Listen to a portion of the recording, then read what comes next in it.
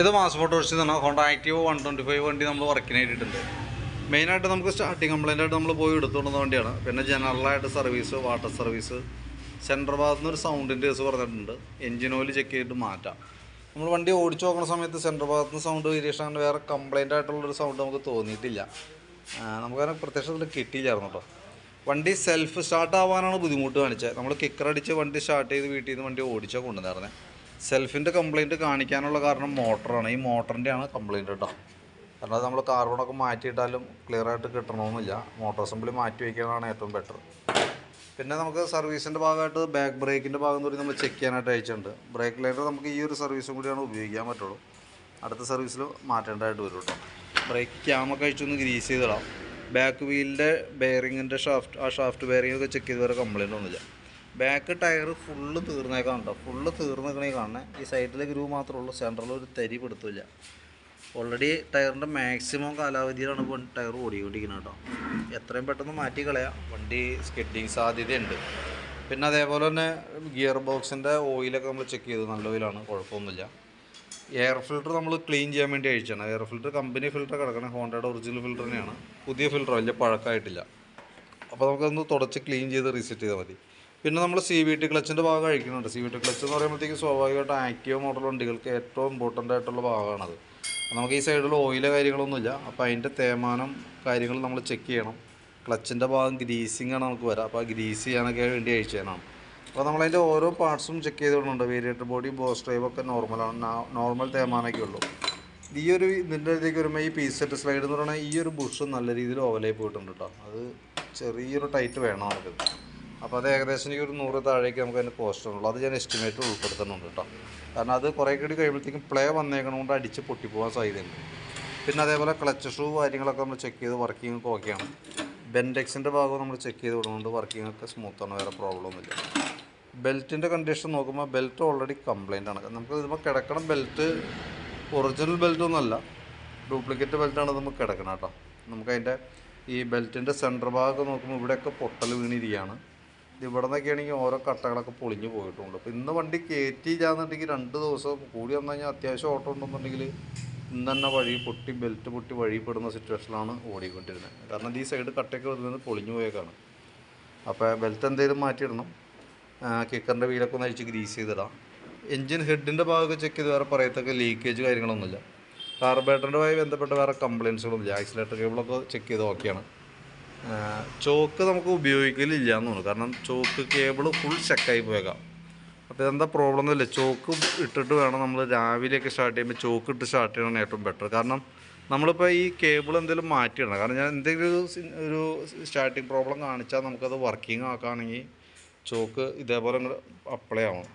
ഇത് നിലവിൽ കേബിൾ വെച്ചിട്ടുള്ള വർക്കാണ്. അപ്പോൾ ആ കേബിൾ നമ്മൾ ഉപയോഗിക്കാണ്ടിരിക്കുമ്പോൾ അതിൻ്റെ ഉള്ളിൽ തുരുമ്പ് വന്നിട്ട് മൊത്തം ടൈറ്റായി പോകുന്നതാണ് കംപ്ലയിൻറ്റ്. ഇപ്പം ഞാനത് അഴിച്ച് മാറ്റി പുതിയതിടാം. പക്ഷെ നമ്മൾ ചെയ്യേണ്ട കേസ് എന്ന് വെച്ചില്ലേ, രാവിലെയൊക്കെ സ്റ്റാർട്ട് ചെയ്യുന്ന സമയത്ത് ഒന്ന് വലിച്ച് സ്റ്റാർട്ട് ചെയ്യുക. അപ്പോൾ 2 ഗുണമാണ്. ഒന്ന് ബാറ്ററിക്ക് അതൊരു ഹെൽപ്പായിരിക്കും. കാരണം ബാറ്ററി പെട്ടെന്ന് വണ്ടി സ്റ്റാർട്ട് ആവുന്നതുകൊണ്ട് ബാറ്ററി ഓവർലോഡ് എടുക്കില്ല. തന്നെയല്ല, വണ്ടി പെട്ടെന്ന് സ്റ്റാർട്ട് ആവാനും എൻജിൻ വാം ആവാനും അതൊരു ഗുണമാവുകയും ചെയ്യും. അത് അങ്ങനെ വലിച്ചിട്ടിട്ട് ഓടിക്കാതിരുന്നാൽ മതി. വണ്ടി ഒന്ന് രാവിലെയൊക്കെ സ്റ്റാർട്ട് ചെയ്യുമ്പോൾ ഒന്ന് വലിച്ച് സ്റ്റാർട്ട് ചെയ്യുന്നത് എന്തുകൊണ്ടും നല്ലതാണ്. അപ്പോൾ എന്തായാലും ചോക്കിൻ്റെ കേബിൾ സ്റ്റക്കാണ്, നമ്മളത് മാറ്റിയിട്ടേക്കാം എന്തായാലും. പിന്നെ ഫ്രണ്ടിലേക്ക് വരുമ്പോൾ ഫ്രണ്ട് ബ്രേക്കിൻ്റെ ഭാഗം കൂടി നമ്മൾ അഴിച്ച് ക്ലീനിങ് നടത്തും. ഇപ്പം ബാക്ക് വീൽ അഴിച്ചേക്കണതുകൊണ്ടാണ്. അതിനുശേഷം ഫ്രണ്ടും കൂടി അഴിച്ചിട്ട് നമ്മളത് ക്ലിയർ ചെയ്ത് റീസെറ്റ് ആക്കും കേട്ടോ. ഈ ഒരു കേബിൾ ചെറിയൊരു ഔട്ടർ വലിച്ചിട്ട് തുടങ്ങിയിട്ടുണ്ട്. തൽക്കാലം ഈ സർവീസിൽ ഇങ്ങനെ പോട്ടെ. നമുക്ക് നെക്സ്റ്റ് സർവീസിൽ നോക്കാം. കൂടുതലായിട്ട് എന്തെങ്കിലും പ്രോബ്ലം തോന്നുകയാണെങ്കിൽ അടുത്ത സർവീസിൽ നമുക്കത് കേബിളിൽ മാറ്റി കളയേണ്ടി വരും. അത് കോമ്പി ബ്രേക്കിൻ്റെ കേബിളാണ്. അതായത് ബാക്ക് ബ്രേക്ക് പിടിക്കുമ്പോൾ ഫ്രണ്ട് വീലുമേക്ക് ഒരു കേബിൾ കണക്ഷൻ വരുന്നുണ്ട്. ആ കേബിളാണ് കേട്ടോ. ഫ്രണ്ട് ടയറൊക്കെ നല്ല ടയറാണ്. ബെയറിങ്ങിൻ്റെ ഭാഗം ചെക്ക് ചെയ്താൽ കംപ്ലീറ്റ് ആവും. ബാറ്ററി നമ്മൾ നോക്കുമ്പോൾ 2023 മോഡൽ ബാറ്ററിയാണ് വണ്ടിയും ഇരിക്കുന്നത് കേട്ടോ. അപ്പോൾ അതിനകത്ത് നമ്മൾ നോക്കുമ്പോൾ 13 വോൾട്ട് വരെ കാണിക്കുന്നുണ്ട്. ലോഡ് ടെസ്റ്റ് ചെയ്യുമ്പോൾ ശരിക്കും പറഞ്ഞാൽ 9 വോൾട്ടിലേക്ക് വരുന്നുണ്ട്. 8.5 വോൾട്ടിലേക്ക് വന്നാൽ ബാറ്ററി കംപ്ലയിൻ്റ് ആയിട്ട് വരും. ഇത് ഏകദേശം അതിൻ്റെ തൊട്ടടുത്ത ബോർഡർ ലൈനിൽ എത്തിയിട്ടുണ്ട്. 9 വോൾട്ട് വരെ വന്നിട്ടുണ്ട്. 9.5 ആണെങ്കിൽ ബാറ്ററി വീക്കായിട്ടാണ് കണക്ക് കൂട്ടുന്നത് കേട്ടോ. അപ്പോൾ അതിനും താഴെയായിട്ടാണ് ഇപ്പോഴത്തെ ബാറ്ററിയുടെ കണ്ടീഷൻ. പക്ഷേ നമ്മുടെ സെൽഫിൻ്റെ പ്രശ്നം മോട്ടറാണ്. അപ്പോൾ മോട്ടർ മാറ്റിക്കഴിഞ്ഞാൽ സെൽഫ് സ്റ്റാർട്ട് ആയിക്കോളും. പക്ഷേ കുറച്ചും കൂടി അങ്ങോട്ട് പോകും തോറും നമുക്ക് ഈ ബാറ്ററിയുടെ ഈ പ്രോബ്ലം ഉള്ളത് കൊണ്ട് വീണ്ടും സെൽഫിൻ്റെ കംപ്ലയിൻറ്റ് കാണിക്കാനുള്ളൊരു സാധ്യതയുണ്ട്. അത് ബാറ്ററിയുമായി ബന്ധപ്പെട്ട കംപ്ലയിൻ്റ് ആണ്. അപ്പോൾ കംപ്ലയിൻറ്റ് കാണിച്ചിട്ട് ബാറ്ററി മാറ്റിയാൽ മതി. ഇപ്പം മാറ്റണമെന്നൊന്നുമില്ല കേട്ടോ, അപ്പോൾ മാറ്റേണ്ട ആവശ്യമില്ല, വർക്ക് ചെയ്തോളൂ. ഞാൻ സൂചിപ്പിച്ചതെന്ന് വെച്ചാൽ കുറേയൊക്കെ കഴിഞ്ഞ് കഴിയുമ്പോഴത്തേക്കും ബാറ്ററിയുടെ കംപ്ലയിൻറ്റ് കൊണ്ട് സെൽഫ് എടുക്കാൻ ബുദ്ധിമുട്ട് കാണിക്കുമെന്ന് പറഞ്ഞു കേട്ടോ. ഇപ്പോഴത്തെ പ്രോബ്ലം സ്റ്റാർട്ടിങ്ങിൻ്റെ സെൽഫുമായി ബന്ധപ്പെട്ട കംപ്ലയിൻറ്റ് മാറണമെന്നുണ്ടെങ്കിൽ നമ്മൾ ഈ മോട്ടോർ മാറ്റി വയ്ക്കേണ്ടി വരും. പിന്നെ സ്പാർക്ക് പ്ലഗ് ഒക്കെ ഒന്ന് അഴിച്ച് ക്ലീൻ ചെയ്ത് റീസെറ്റ് ചെയ്യുന്നുണ്ട്. സെക്കൻഡറി ഫിൽറ്റർ യൂണിറ്റ് ഒന്ന് അഴിച്ച് ക്ലീൻ ചെയ്തിരുന്നുണ്ട്. എഞ്ചിൻ ഓയിൽ ചെക്ക് ചെയ്തിട്ട് മാറ്റാനാണ് പറഞ്ഞത്. ഒരു അല്പം ലെവൽ കുറവുണ്ട് ഓയിൽ കേട്ടോ. അപ്പോൾ ഓയിൽ എന്തെങ്കിലും മാറ്റുന്നുണ്ട്. അപ്പോൾ ഇടയ്ക്കൊന്ന് ഓയിലൊന്ന് കയറ്റി ഒരു 2 മാസം കഴിഞ്ഞ് നമുക്ക് ഒന്ന് ഓയിൽ ചെക്ക് ചെയ്യുന്ന പോകണം നല്ലതാണ് കേട്ടോ. കാരണം തീരെ കുറവല്ല, അതുകൊണ്ടാണ്. അപ്പോൾ കാര്യമായിട്ട് കുറവുണ്ടെങ്കിൽ നമ്മൾ മാസം ചെക്ക് ചെയ്യണം. ഇതിപ്പോൾ അത്രയും പ്രശ്നം തോന്നാനില്ല, പക്ഷേ ലെവൽ കുറവ് കാണുന്നുണ്ട്. നോക്കിയിട്ട് ചെയ്താൽ മതി. അപ്പോൾ ഞാൻ എൻ്റെ ഏകദേശം ഒരു എസ്റ്റിമേറ്റ് ആക്കിയിട്ട് എൻ്റെ ഡീറ്റെയിൽസ് ഒന്ന് വാട്സപ്പിലേക്ക് ഇട്ടേക്കാം. അതിനകത്ത് നമ്മൾ ഉൾപ്പെടുത്തുന്ന ഐറ്റംസ് ഒന്ന് എഞ്ചിൻ ഓയിൽ, അതിൻ്റെ ഓയിൽ ബോട്ട് വാഷ്, ഓറിങ്ങൊക്കെ അതിനകത്ത് വരും. ഈ സെൽഫിൻ്റെ മോട്ടർ ഞാൻ അതിനകത്ത് ഉൾപ്പെടുത്തുന്നുണ്ട്. പിന്നെ നമുക്ക് ഈ ഭാഗത്തേക്ക് വരുമ്പോഴത്തേക്കും ബാറ്ററിയുടെ ഭാഗം ഈ പറഞ്ഞ പോലെ ഇച്ചിരി വീക്കാണ്, പക്ഷേ ബാറ്ററി നമ്മൾ എസ്റ്റിമേറ്റ് ഉൾപ്പെടുത്തിയിട്ടില്ല.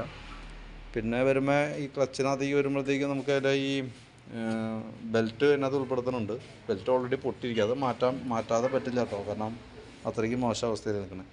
പിന്നെ ഈ പറഞ്ഞ ഉള്ളിൽ തന്നെ ഈ ഒരു പ്ലാസ്റ്റിക്കിൻ്റെ വ്യൂ ബുഷ്, ഇത്രയാണ് നമ്മൾ ചെയ്യേണ്ടത് കേട്ടോ. പിന്നെ അതിനകത്ത് നമുക്ക് ഈ സീറ്റ് ലോക്കിൻ്റെ ഇത് വർക്കിംഗ് അല്ല, കാരണം എന്താ വെച്ചാൽ അതിൻ്റെ ഉള്ളിലേക്ക് ചാവി കയറാത്തൊരു കണ്ടീഷൻ ഉണ്ട്. പക്ഷേ അത് മാത്രമായിട്ട് നമുക്ക് കിട്ടില്ല, കീ സെറ്റായിട്ട് വരുള്ളൂ. അതായത് താക്കോൽ സെറ്റ് അവിടെ തന്നെ നമ്മൾ താക്കോൽ ഓൺ ഓഫ് ചെയ്യണ ആ ഇതും ഇതടക്കാണ് വരുള്ളൂ കേട്ടോ. അപ്പോൾ അത് തൽക്കാലം വേണ്ടാന്നുള്ള രീതിയിൽ പറഞ്ഞാണ്. അതാണ് എസ്റ്റിമേറ്റ് ഞാനത് ഉൾപ്പെടുത്തണില്ല, ബാക്കിത്തെ ഭാഗങ്ങളൊന്നും ഉൾപ്പെടുത്തണം. അതിൻ്റെ ഒരു എസ്റ്റിമേറ്റാണ് വാട്സപ്പിലേക്ക് ഇടുന്നത് കേട്ടോ. അപ്പോൾ വീഡിയോ കണ്ടു കഴിയുമ്പോൾ നോക്കിയിട്ടൊന്ന് റിപ്ലൈ ചെയ്യണേ.